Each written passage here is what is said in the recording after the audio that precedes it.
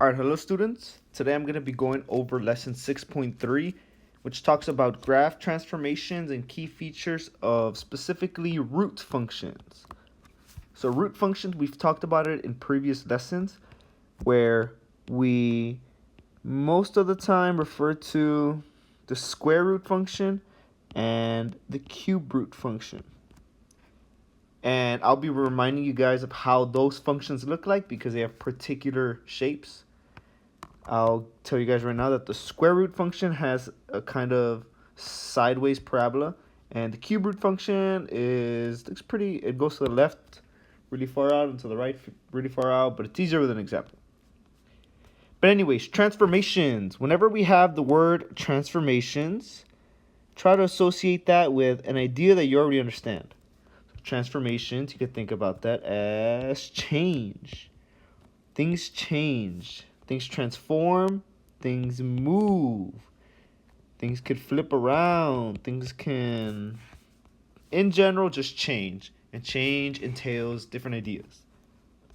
But how exactly do they change? What are the changes? That is where this big equation comes into play. So this equation, we've seen similar things before where it outlines all of the potential transformations that can occur depending on how any given function looks like. So for example, we're going to look at this h right here, this x minus h part that's enclosed by parentheses or just within the radical. So whenever we have a negative h, and I'm going to write that right over here, if h is negative, then that means we're going to have a horizontal shift to the right. So this one is somewhat counterintuitive. We usually think of a negative shift to the left, or like any negative number to the left, because that's the direction of the negatives. But in this case, it's opposite. If you see a negative inside of the radical or parentheses inside that little house thing right here, this little radical, that's going to be a shift to the right if it's negative. And if it's positive, we're going to have a shift to the left. So it is just the opposite.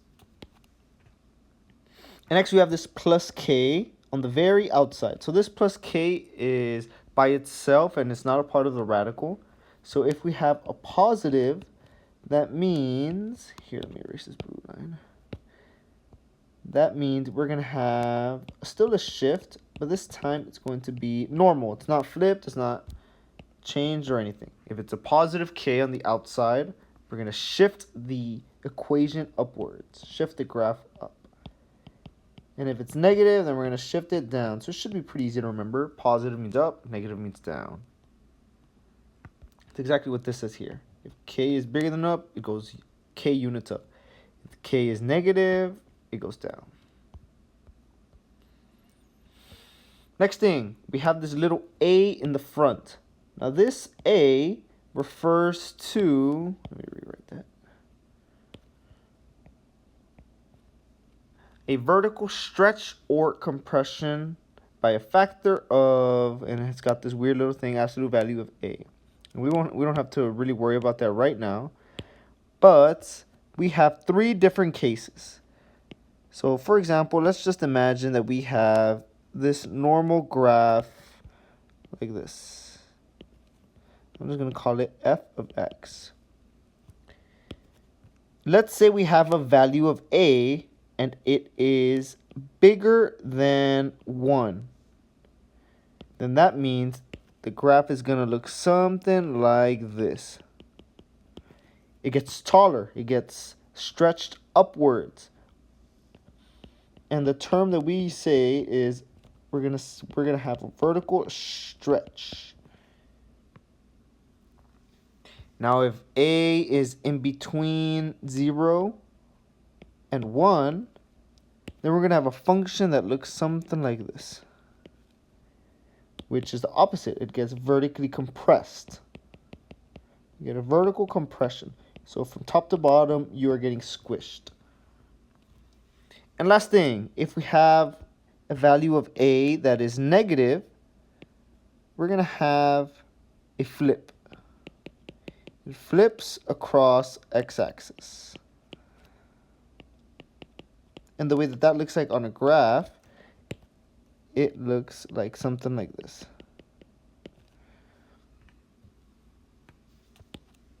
So these are the main three things that we're going to look at. And I'm going to do a little arrow pointing to each one of the scenarios that it is part of. And finally, we have this B inside, but we're not going to worry about it at this moment. We will in the future. So there we go. We got horizontal translation, we got a vertical translation, and we got a vertical stretch. Also, if it flips up or down. And last thing I'll say is what these little lines mean, we've actually done a unit over them. It's called the absolute value, meaning whatever number it is, we don't care about whether if it's positive or negative. So if the number we have is bigger than 1, so for example, if we have this, that means the number is bigger than 1. 4 is bigger than 1. So that is how we look at it. Just look at the number and not the sign. Okay, so that's enough talking conceptually. It's kind of hard to make sense of all this without examples. So let's look at examples. So we are asked to graph and describe the transformation of this thing. And the way that we're going to do that is we're going to compare it from the parent function. What that means is we're going to have this function, this parent function, and we're going to graph it. Now, if you forgot how the points look like, be sure to reference lesson 6.2, but I'll just do a quick reminder here. So whenever x is negative 8, y is going to be negative 2. Whenever x is negative 1, y is going to be negative 1, 0, 0, 1, 1, and then 8, and then 2. So with those points, we have the parent function like this. We usually have these 3 points in the middle. We have 8, 2 out there, and then negative 8, negative 2. So we can connect all these points with a nice smooth curve. I'm going to label this as parent function. There's been a lot of names I've given it. I've given it OG, which of course stands for original graph.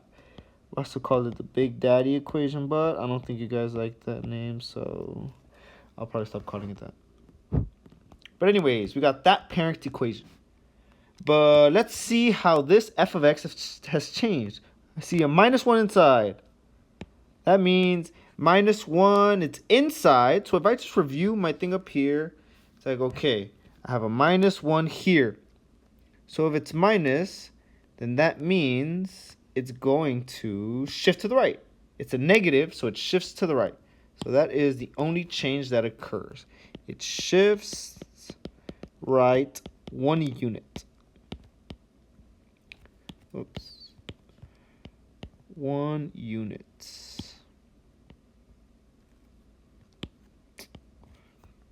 So that means this red function, the parent function, changes. Every single point that we have gets shifted to the right 1.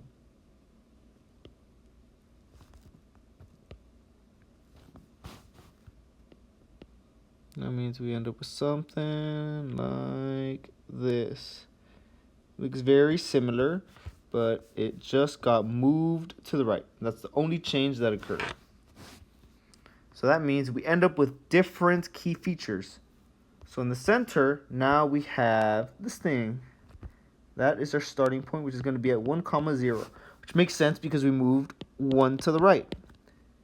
The domain, well, we go to the left and the right forever, so it's just going to be all real numbers. And we go up and down as well, so it's going to be all real numbers for the range as well. So from opposing infinities.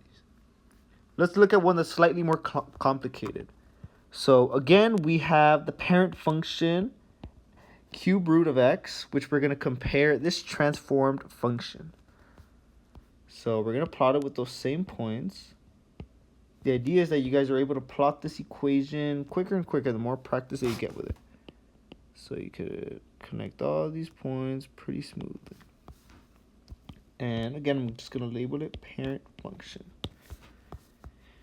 Okay, so now let's look. We have a +1 on the inside. That +1 means that we're going to shift horizontally. But if it's positive, that means we have to refer back up here. Oh, so it's positive, that means we shift left. That's right, it's opposite. If it's inside, we do the opposite direction. So it's a positive, means we shift left once. Then this -2 on the outside, that means that one just stays the same. It's still a shift. And this time it's going to be a down 2 rather. It shifts down 2. The reason we shift down 2 is because we have a number on the outside.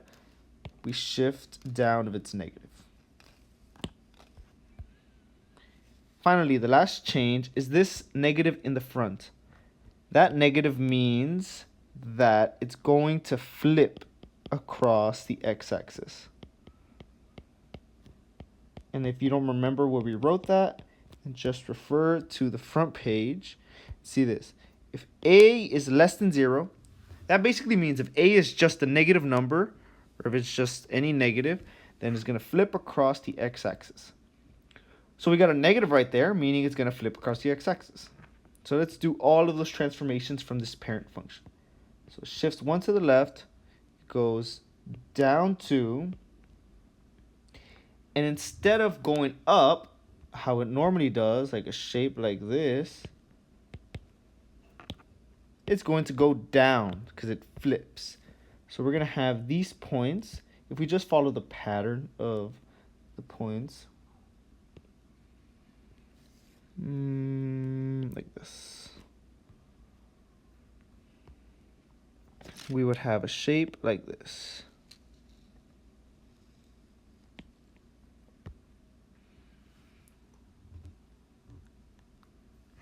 And from here we get new vertexes or new key features such as the starting point or the vertex.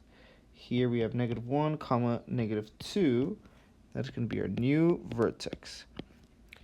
The domain and range is still going to be the same, so we could write it in this form. It's the same thing as how I wrote it last time, but I think it helps to be exposed to different types of notations. So that means x is all real numbers, y is all real numbers. Hopefully that explanation made sense. Flipping across the x-axis means the x-axis acts as a mirror. So if it gets mirrored, then that means you can kind of fold it along the x-axis if you don't consider the shifts. But yes, treat it as a reflection, as a mirror. Okay, we got a few more examples. We got this one right here. We have f of x is equal to all that stuff. But notice it's a different function. It doesn't have that 3 anymore, meaning we're going to do the parent function of square root. If you don't remember the points from lesson 6.2, then these are the points right here. 9, 3. So we just plot these points. We get shape like this. It's like a sideways parabola, but missing the bottom part. If you want to know why it's missing like this, why it's missing the bottom part, or why it looks like this, then review lesson 6.2. So I'm going to label it the parent function, and we're going to look at the changes. So we have a +4 on the outside right here. That +4 is meaning that +4 means we're going to shift positive, so that means we're going to shift up 4. And this 2 right here means that we're going to vertically stretch by a factor of 2. So the shifting one is easy. Actually, I made a mistake. I'm sorry. So this is supposed to be not a +4. It's supposed to be a -4. So it doesn't really change much besides the fact that it doesn't shift up. It shifts down. This was a typo that I made, and I forgot to change it. So, okay, it shifts down 4 and a vertical stretch by 2, meaning that if we get our parent function and if we shift it down 4 units and then vertically stretch it by 2, that means our function is going to get twice as taller. So every single point that we have should be twice as tall as it was before. So let's look at these first set of points. Before it goes up 1 unit and then to the right 1 unit. So now instead of going up 1, we're going to go up 2 units. So we're going to go up 2 and then 1 to the right. And then right here, it goes up once and then to the right 3. So that means we're going to go up 2 this time. Twice as tall and to the right 3. And then over here, we end up point that is growing twice as fast.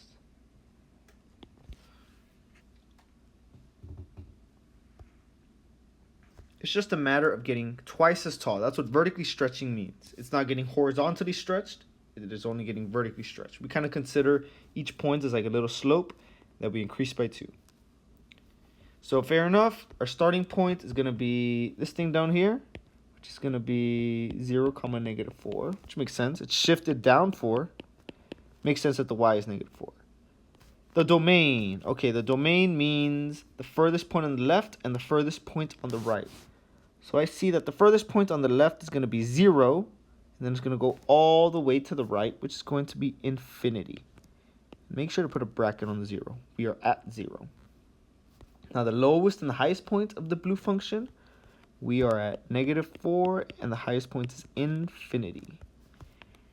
So this is the lowest point. Last example for the notes. We're going to do another parent function for the square root. We're going to use those same points.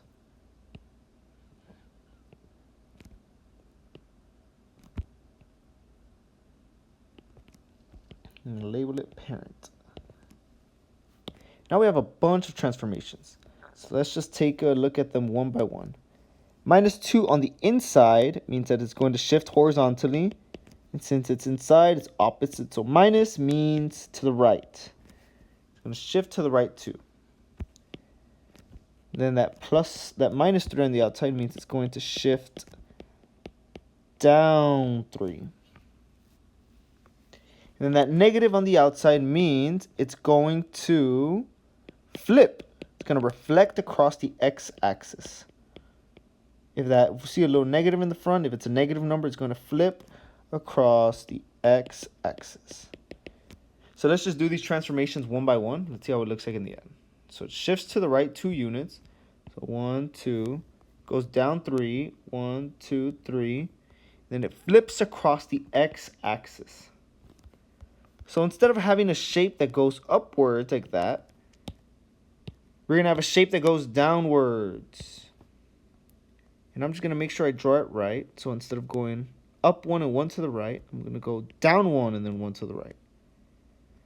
Instead of going up 1, 3 to the right, I'm going to go down 1, 3 to the right. It's going to continue in that pattern.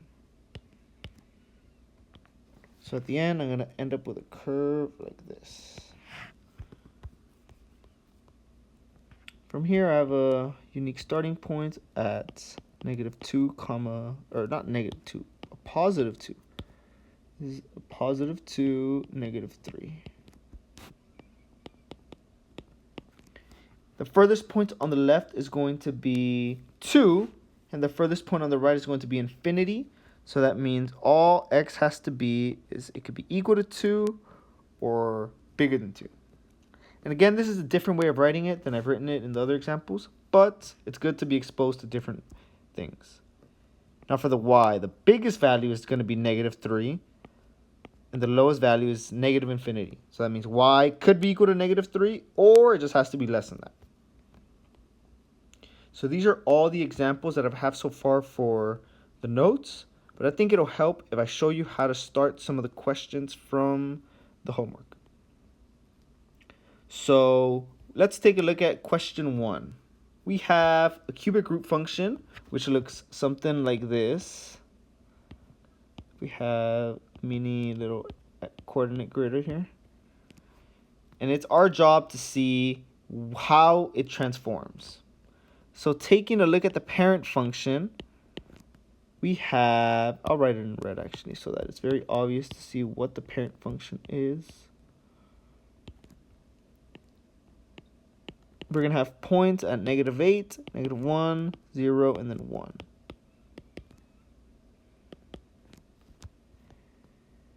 And if we plot these points like we have been doing, we get this shape down here, like how we just got in the notes, for a cubic root function. Whoops, not that point, right here. Then if we connect these points, we end up with something like this. Okay, so that is the parent. However, that is not the function that we're concerned with. We're concerned with this one up here, which is a transformed. And if we look at that minus 3 inside, we understand that that's going to be a shift to the right 3. It's inside, so that negative 3 is opposite. That means a positive shift to the right. So that means we're going to have each point shifted to the right 3 units. 1, 2, 3, 1, 2, 3, 1, 2, 3, 1, 2, 3. And then this one goes off the grid.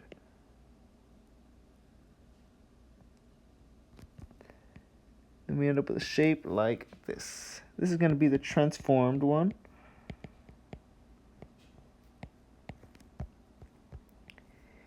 And we could get each of these points and plot the location of them and put the location of them in the table. So for example, this is -5, -2, and so on. But I think an easier way is to look at this table and to just implement the transformation. So if we know it's shifted to the right 3, then that means the x value must have changed by a positive 3. So that -3, if it was at -8, now it's going to be at -3. If before it was at -1, now it's going to be at 2. If before it was at 0 and then it got shifted 3 to the right, it's at 3, and then we're going to be at 4. And now since it didn't shift up or down, then we know that the y values are going to be the same. Finally, this gives us different starting points. So it's shifted to the right 3, so our vertex or starting point is there. Domain and range is going to be forever to the left and forever to the right. So it's going to be from -infinity to +infinity. Same thing for the range. Now finally, we have this example. And just keep in mind, we're going to do a square root function. So the points are going to be as follows. And it's going to have a shape that is different from the first example. So it's going to look something like this. And now having this equation right here, you're going to want to see how the transformations are affected from the parent function. So just follow the same steps that we did before. And then finally, I have not gone over a question like this explicitly, so I'll just do that. We need to see which one of these statements is true for this function. And we have to actually make an adjustment to this function so that we can understand it. That adjustment is going to be factoring out a little negative symbol from the inside expression. And the reason we do that is because every single time we've considered an equation, it's been a positive x. So if we look at up here, we see that the form is just this with a positive x inside. And since it's a positive x, that means that is what the form should be. And if it's not like that, then we have to manipulate it so it looks like that.